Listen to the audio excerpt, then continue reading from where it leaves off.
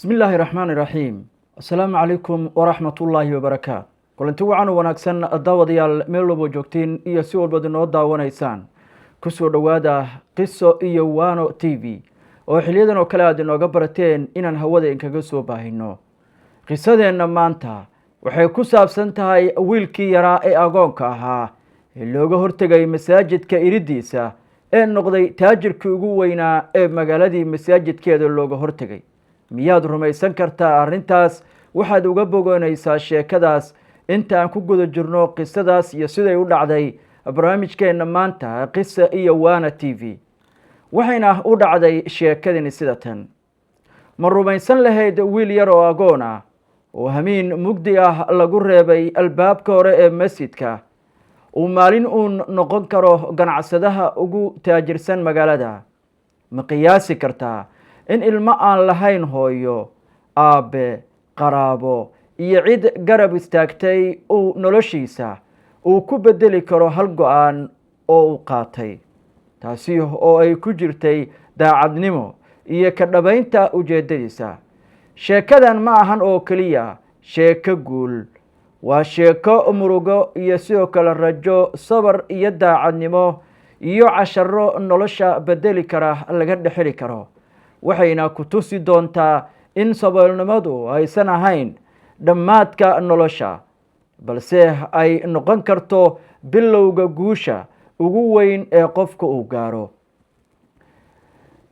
inta badan dadka maantay guulaystay shalay waxay ahaayeen dad aan cidna rumaysanayn inay tillaabada ay qaadeen ay qaadi karaan wiilkan yarna wuxuu ka mid ahaa dadkaas waxaa lagu yidhi waxba ma noqon doontid waxaana uu ahaa mid aada loo quursanayay waxay aada u yaraysanayeen in badan oo ka mid a bulshadu tallaabooyinka uu horumar kale ee u qaadi kara mustaqbalkiisa maxaa dhacay hamiinkii beddelay noloshiisa yuu ahaa ninkii gacanta u fidiyey wiilka sidee ayuu wiilka agoonka ahaa u noqday milkiilaha shirkadda weyn maxaase dhacay markii uu sanado badan kadib uu la kulmay qofkii caruurnimadiisa ka tegey ha ka boodin xitaa hal daqiiqo oo keliya sababtoo ah sheekadan waxaa ku jira dhacdooyin lama filaan ah ilmo farxad iyo sidoo kale casharo qof walba taabanaya waxaa laga yaabaa in dhammaadka sheekadu ay beddesho sida aada u aragto noloshaada maadaama aynu wada galnay qisadan oo aan hadda ku wada jirno inaan daawanayno ayaan kaga hadlaynaa wiilka agoonka ahaa ee hal hamiin ku noqday ganacsadaha ugu taajirsan magaaladii uu ku noolaa hamiin mugdi ah oo roob uu da-ayay khafiif ahi ayaa wiilkan da-da yar ee magaalada aada uga mid ahaa dadkii la filayay inuusan tillaabooyin badan qaadi karin ayaa dadka oo dhan waxa ay ku jireen guryahooda waddooyinka waxay ahaayeen kuwo cidlo ah waxaana la maqlayay oo keliya codka dhibcaha roobka oo ku dhacayay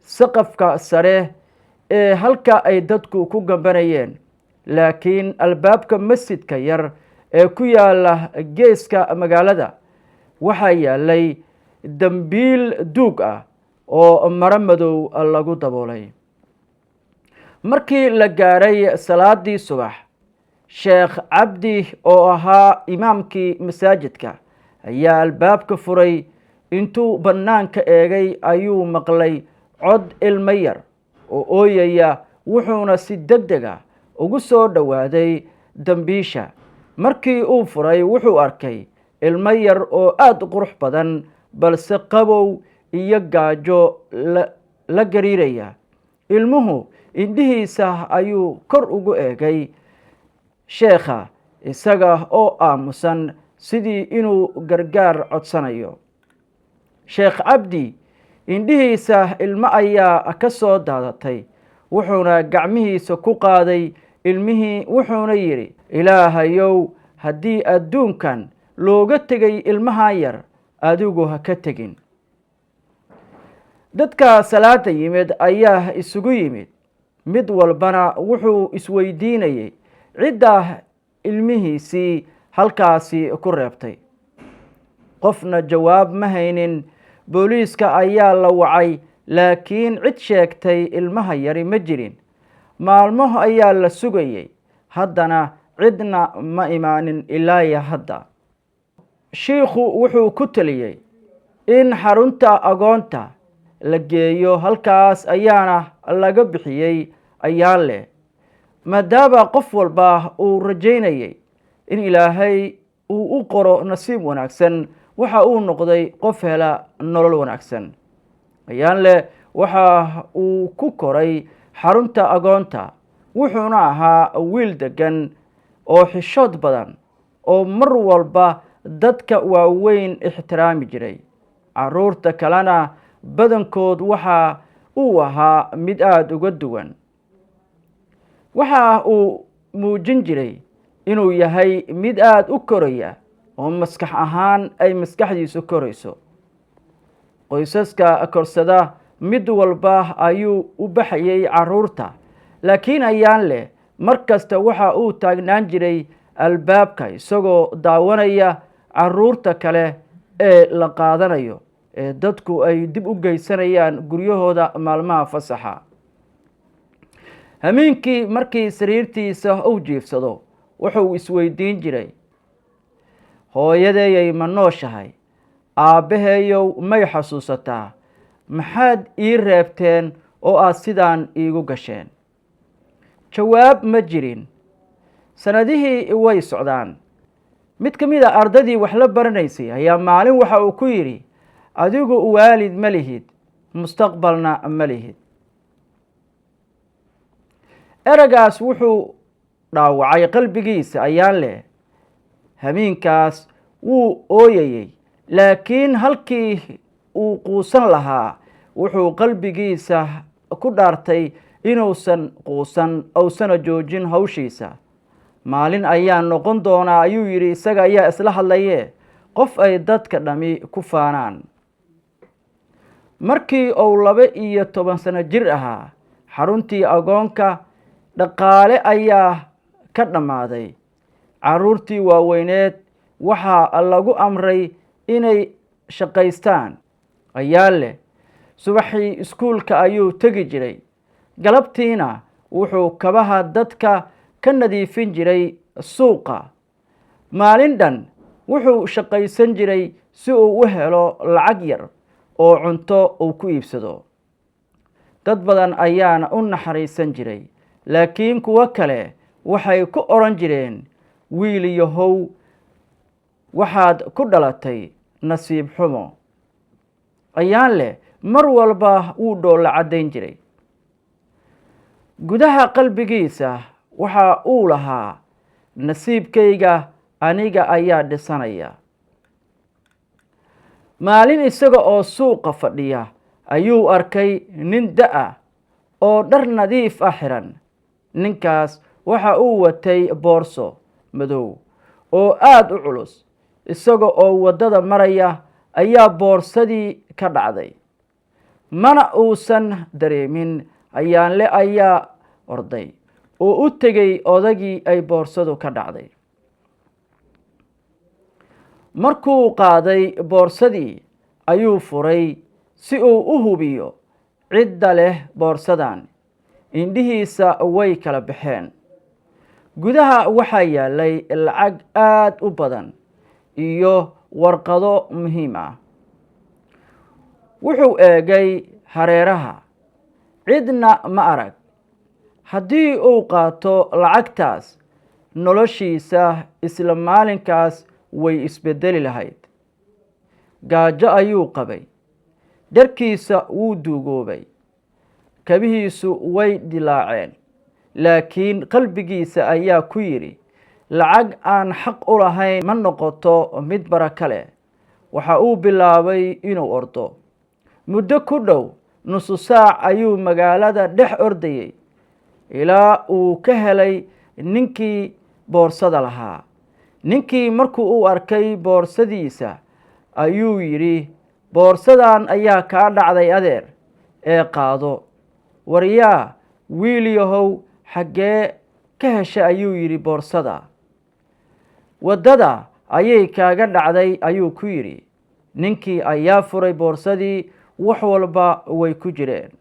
wuxuu eegay ayaanle muddo dheer ayuuna eegayey.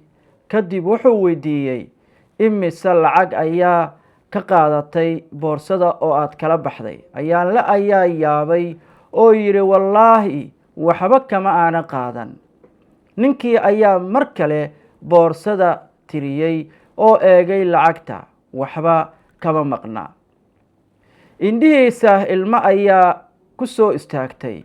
wuxuuna yidhi, 40 sano oon ku jiro ayuu yidhi ganacsi, maanta ayaa arkay qof sabool ah oo ka daacadnimo badan dadka taajiriinta. ayaanle madaxa ayuu hoos u dhigay.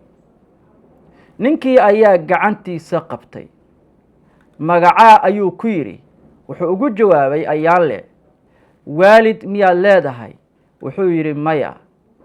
qoysna? maya. ninkii si tartiiba ayuu u neefsaday.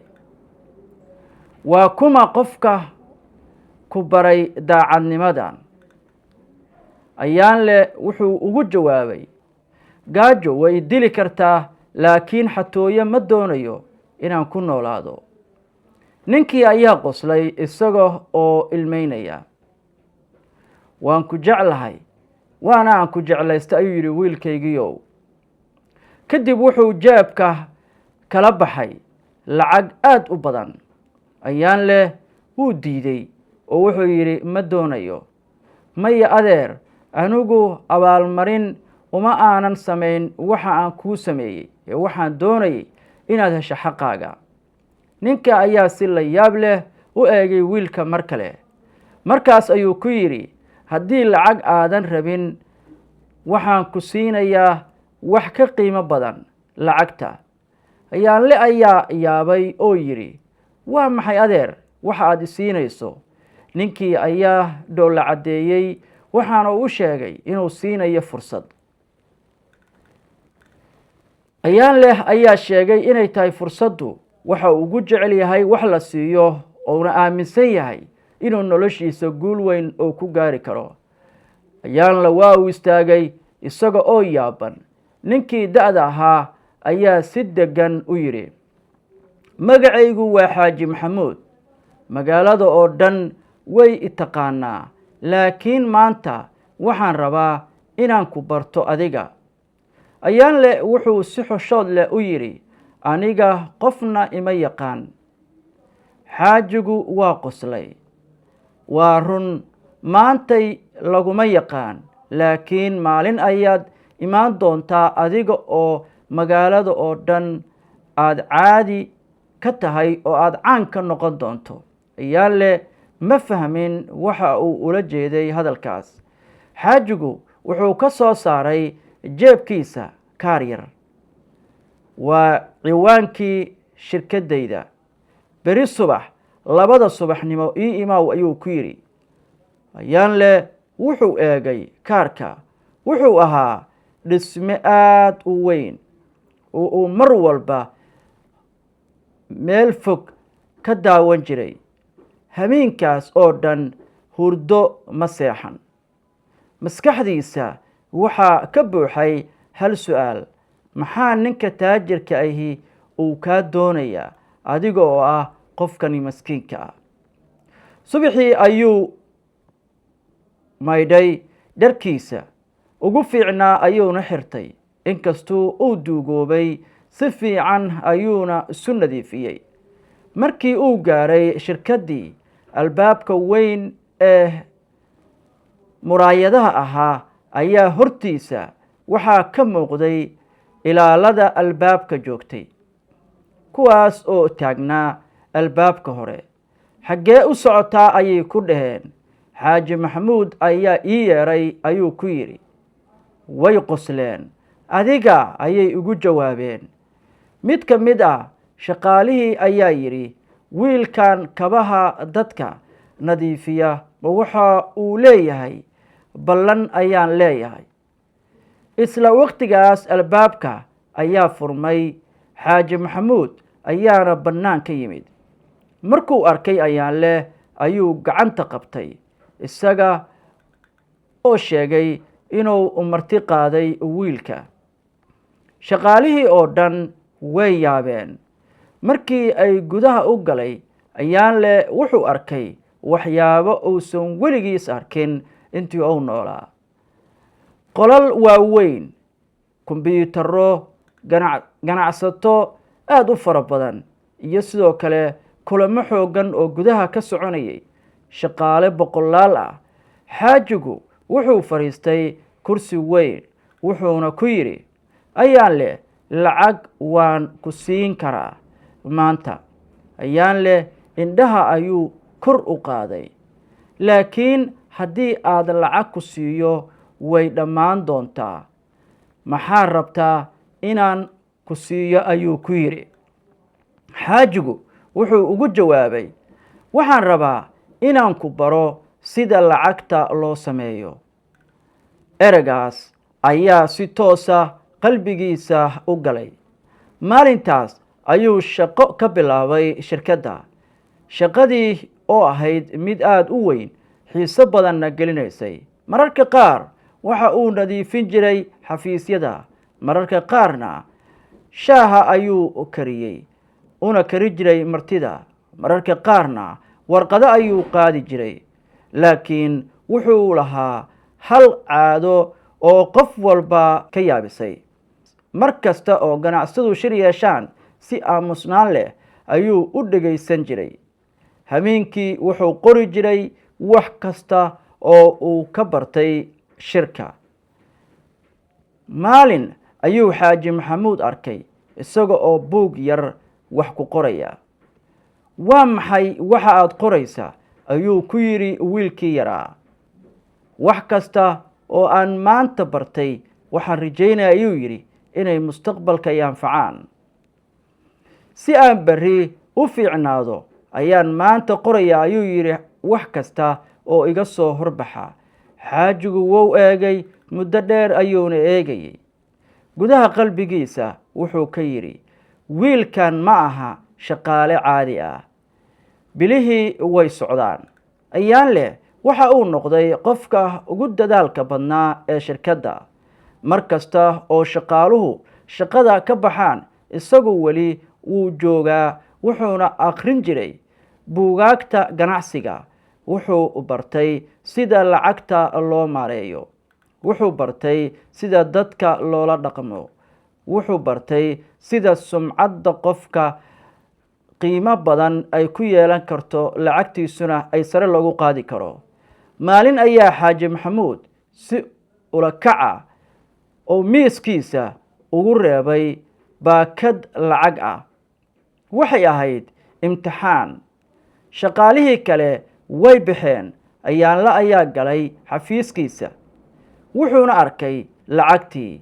Hal daqiiqo ayuu istaagay, kadibna wuxuu albaabka u garaacay adeer Xaaji Maxamuud. Haa ayuu ku yidhi, lacag baa miiska kuugu daadsan ama kaaga harta ayuu ku yidhi. Xaajigu wuxuu si tartiiba u yidhi isagoo qoslaya, waan ogaa. Sidee? Xaggee ayaad ku aragtay adigu? Waxaan rabay inaan arko haddii aad isbeddeshay iyo in kale. Ayaanle wuxuu yidhi, daacadnimadu ma isbeddesho. Xaajiguna wuxuu istaagay markaas kursigii uu fadhiyey isagoo sare uga kacay. Wuxuu garabka ka saaray jaakadiisa, wuxuuna saaray garabka Ayaanle. Maanta laga bilaabo adiga ma tihid ayuu yidhi shaqaale. Waa maxay markaa ayuu yidhi, maxaa noqonayaa? Waxaa tahay ardaygayga aan doonayo laga bilaabo maalintaas. Xaaji Maxamuud wuxuu uu bilaabay inuu baro sirihii ganacsiga ee uusan weligiis cid kale u sheegin. Sida loo bilaabo shirkadda iyo ganacsi guulaysta. Sida loo maalgashto shirkadaha. Sida loo badbaadiyo lacagta. Sida loo kasbado kalsoonida dadka. Iyo halka eray ee uu mar walba ku celcelin jiray. waa fududahay inaad lacag samayso, laakiin waa adag tahay inaad dadka ay ku aaminaan. ayaan leh erey kasta oo qalbigiisa ayuu ku qori jiray. maalin kasta oo dhaaftana waxa ay noqonaysay qof caqli badan ka faa'iida, tii shala ka badanna ka hela. laakiin ma uusan ogeyn in imtixaanku uu weynaa ee noloshiisa uu weli socdo. marka laga hadlayo sheekooyinka noocan oo kale ah, waa sheekooyin xambaarsan qisooyin taabashiyo qalbi xanuun leh. si haddii loo eego, sheekadani waxay muujinaysaa cashar waafi ah oo laga baran kara nolosha saboolka. marna saboolnimadu waa inaysan kaa saarin xishoodka, waa inaysan kaa saarin qiimaha qofnimo. waa inaad noqotaa qof mar walba qiimihiisa ilaashada, mar walbana isku daya inuu ka hortago xaalad kasta oo noloshiisa saameyn ku yeelan karta. adigu markaad is eegtay, maxaad ka baratay sheekadan? maxaa kaaga soo baxay? ma kuu muuqataa in sheekadani tahay midaad darsin ka baran karto? ma kuu muuqataa sheekadani inay ahayd mid aad ugu baahneed daawashadeeda? fadlan haddii youtube-keena qisa waana t v aad ku cusub tahay, subscribe, like iyo share inoo saar. haddii aad hore noola joogtana waad mahadsan tahay daawade. waxaan rajaynayaa inaan meel wanaagsan isla gaarno. waxaana idiin ballan qaadayaa in sheekooyin xiriir ah aan halkan kula wadaago, kuwaasoo guud ahaantood ka hadlaya horumarinta nolosha iyo sidoo kale siyaabo kasta oo qofta bini aadamka ahi ay kaga gudbi karta xaaladaha ku gadaaman. sida loo guulaysto, sida guuldarrada la isaga ilaaliyo, sida haddaad guulaysato guushaada loogu taagnaado, iyo sida ay muhiim u tahay inaadan niyo jebin, oodan quusan, oo noloshaada mar walba ay ahaato mid ku fadhida kalsoonida. kalsoonidu waa muhiim, cafiskuna waa muhiim. waa inaad mar walba niyadaada ku taagnaataa inaad samayso cafis. waa inaad aamintaa in shaksi uusan jirin adiga si gaara noloshaada u ilaalinaya, laakiin lagaa rabo adigu inaad ka fekerto noloshaada iyo horumarkeeda. waa muhiim daawade inaad taas ku baraarugto oo mar walba dareenkaaga u ahaado mid u taagan badbaadada noloshaada, horumarintaada, aadna ku dheehdo cafis joogtaa. intaan sheeko kale ku kulmayno, waxaan kaga tegaa sidaas iyo nabadgelyo. qisa waana t v-na waa goob aad uga boga kartiin qisooyin xiriira oo taabanaya noloshaada. mahadsanid daawade.